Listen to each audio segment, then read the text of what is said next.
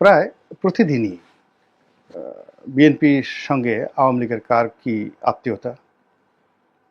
আওয়ামী লীগের যারা বড় বড় লোক, যেমন ধরুন এস আলম কিংবা সালমান এফ রহমান কিংবা ধরুন বসুন্ধরা, এই ওনাদের সঙ্গে বিএনপি এবং জামাতের কাদের আগে কেমন সম্পর্ক ছিল আর ইদানিংকালে কেমন সম্পর্ক হয়েছে, এই বিষয়গুলো নিয়ে তুমুল আলোচনা চলছে।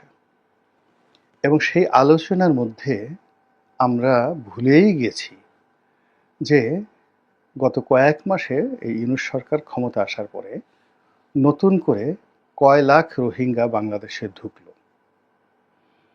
আমেরিকা কি চাচ্ছে,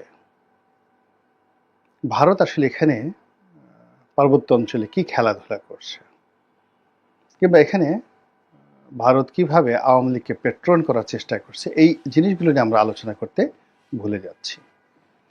কিংবা এই মুহূর্তে বিএনপি এবং আওয়ামী লীগের মধ্যে যে চিরাচরিত দ্বন্দ্ব সংঘাত, সেটার পরিবর্তে জামাত এবং বিএনপির সঙ্গে যে দ্বন্দ্ব এবং সংঘাত শুরু হয়েছে, কিংবা হেফাজতের সঙ্গে জামাতের যে দ্বন্দ্ব সংঘাত শুরু হয়েছে, চরমোনাইয়ের সঙ্গে জামাতের যে দ্বন্দ্ব সংঘাত শুরু হয়েছে, এমনকি ডক্টর মোহাম্মদ ইউনূসের যে দ্বন্দ্ব সংঘাত শুরু হয়েছে, এইটা জনগণ এতটা এনজয় করছে এবং রাজনীতিবিদদেরকে দায়ী করছে। আর এই ফাঁকে সরকার যে কাজগুলো করতে চাচ্ছে, সরকারের যে মাস্টার প্ল্যানগুলো, বা সরকারকে যারা ক্ষমতায় বসিয়েছে বা পেছন থেকে যারা সরকারকে পেট্রন করছে, সেটা দিল্লি হতে পারে, আমেরিকা হতে পারে, চীন হতে পারে, তারা সেই জায়গাতে একেবারে শো শো শো করে বুলেট ট্রেনের গতিতে এগিয়ে যাচ্ছে।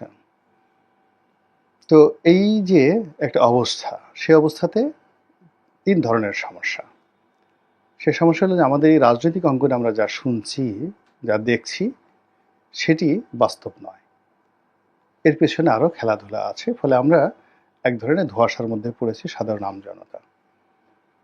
রাজনৈতিক দলগুলোর মধ্যে একটা ব্রিজ থাকে, একটা হলো বাইরে রাজপথের আন্দোলন থাকে, আর ভিতরে একটা সমঝোতা থাকে। এখন দুটোই বন্ধ। বাইরে এরকম কোনো প্রকাশ্য শত্রুতা, প্রকাশ্য বন্ধুত্ব নেই। একেবারে ছেলে খেলামূলক কতগুলো বৈঠক, ছোট ছোট রাজনৈতিক দলের সঙ্গে বিএনপি বৈঠক করছে। জামাতের আমির সাহেব চরমোনাইয়ের আমির সাহেবের সঙ্গে দেখা করতে গেছেন।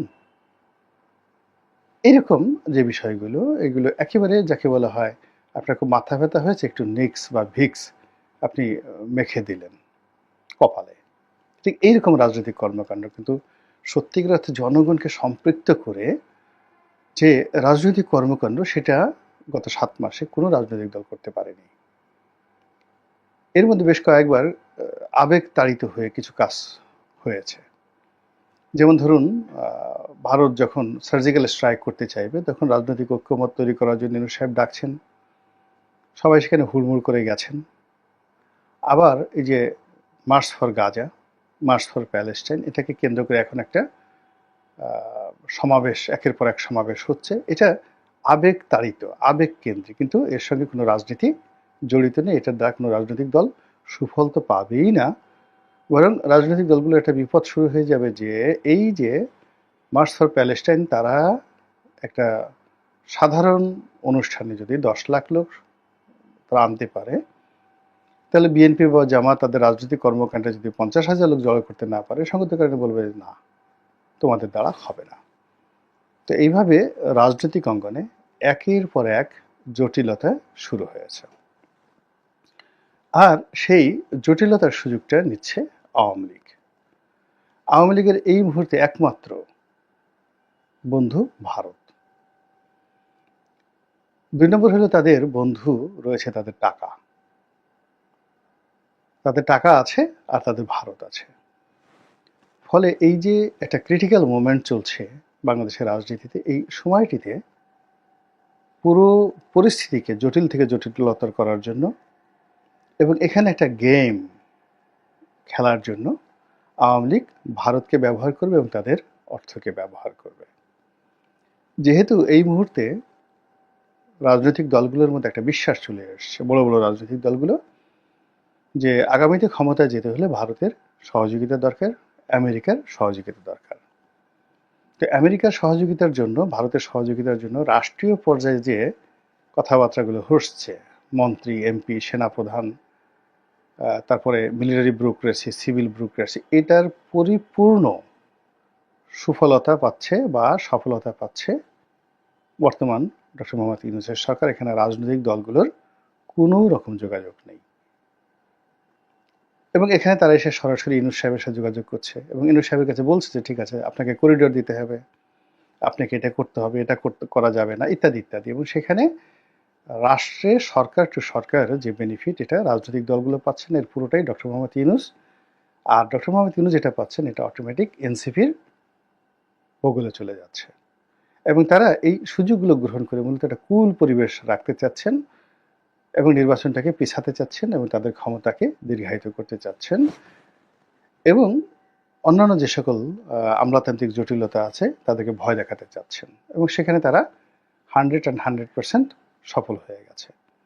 তারা পাকিস্তানের সাথে সফল হয়েছে, চীনের সঙ্গে সফল হয়েছে, ভারতের সঙ্গে তারা এখন পর্যন্ত অসফল বলা যাবে না, খুব বেশি কিছু পায়নি। ভারত অনেক কিছু থ্রেট দিচ্ছে মূলত একটা বার্গেনিং করার জন্য, কিন্তু আশাহত হওয়ার মতো এখনো ভারতের সাথে তেমন কিছু ঘটেনি।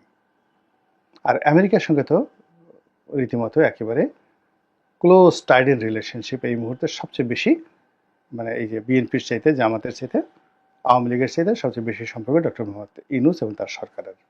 কাজেই দেখুন, এখানে একটা আলাদা বলয় তৈরি হয়ে গেছে, ইউনূস ভার্সেস এই বাংলাদেশের যত রাজনীতি দলগুলো রয়েছে তারা। আরেকটা বলয় তৈরি হয়ে গেছে ডক্টর মোহাম্মদ ইউনূস ভার্সেস আওয়ামী লীগ, এবং আওয়ামী লীগ ভার্সেস বাংলাদেশের অন্যান্য রাজনৈতিক দল।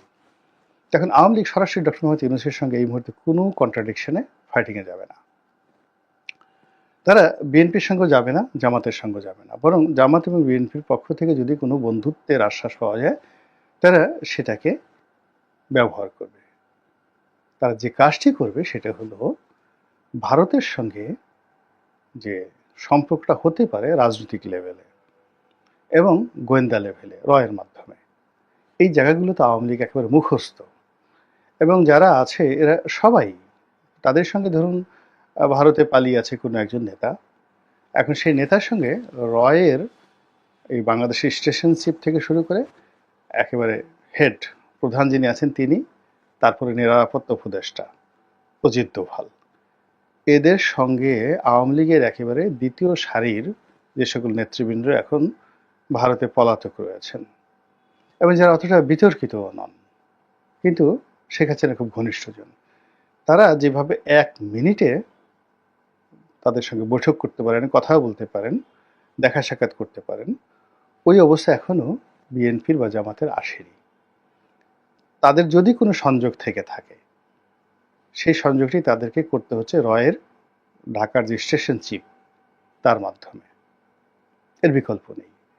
আর যে বৈঠকগুলো তারা করছে, তারা সরাসরি দিল্লি গিয়ে তারা সেই বৈঠক করতে পারছে না। যদি স্টেশন চিফের ঊর্ধ্বে কোনো লোকের সাথে তাদের সম্পর্ক করতে হয়, কথা বলতে হয়, তাদেরকে তৃতীয় কোনো দেশে গিয়ে, সেটা লন্ডনে হোক, আমেরিকাতে হোক, মালয়েশিয়াতে হোক, সিঙ্গাপুর হোক, সেখানে গিয়ে তাদের সেই বক্তব্যগুলো দিতে হচ্ছে, কথাবার্তা বলতে হচ্ছে। এবং তারা এখনো পর্যন্ত ওখানকার যে রাজনৈতিক নেতৃবৃন্দ রয়েছেন, সেটা অমিত শাহ বলেন কিংবা নরেন্দ্র মোদী সাহেব বলেন, অথবা আরও 1 ডজন বিজেপির নেতা, তাদের কারোর সঙ্গেই, ইভেন পশ্চিমবঙ্গে যারা আছেন, শুভেন্দু আছেন, বন্য যারা আছেন, তাদের কারোর সঙ্গে রাজনৈতিক লেভেলে সম্পর্ক করা তো দূরের কথা, টেলিফোনে হাই হ্যালো করার মতো অবস্থা তৈরি হয়নি। এখন এই যে রাজনীতির বাইরে গিয়ে যে কেবল গোয়েন্দা লেভেলে যে সম্পর্কটি হয়ে গেছে বা হচ্ছে বা চেষ্টা হচ্ছে, এটাকেও আওয়ামী লীগ বন্ধ করতে চাচ্ছে, এবং এটা সম্ভব। এটা জামাতও জানে এবং বিএনপি জানে। এর কারণ হলো এই সকল গোয়েন্দা সংস্থাগুলো প্রায় ডবল স্ট্যান্ডার্ড করে। তারা এখানে আসে, তারা টাকা দেয় এবং টাকা নেয়, ঘুষ দেয় এবং ঘুষ খায়, দুটো একসঙ্গে করে। তো এরা ওই বিভিন্ন সময় আওয়ামী লীগের মনোনয়ন দেওয়ার কথা বলে অনেক রয়ের কর্মকর্তা অনেকের কাছ থেকে কোটি কোটি টাকা ঘুষ খেয়েছে, নমিনেশনও দেয়নি, টাকাও খেয়ে ফেলেছে।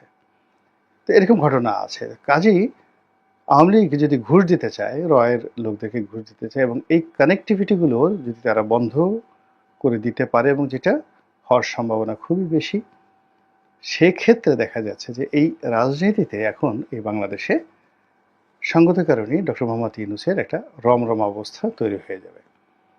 ডক্টর মোহাম্মদ ইউনূস যত শক্তিশালী হবেন, দেশের যারা এখন এখানে রাজনীতি করছে তারা তত অগুরুত্বপূর্ণ হয়ে পড়বেন। আর এখানে যারা রাজনীতি করছেন তারা যত অগুরুত্বপূর্ণ এবং দুর্নাম এবং বদনামের শিকার হবেন, ততই আওয়ামী লীগের উপস্থিতি অনিবার্য হয়ে পড়বে।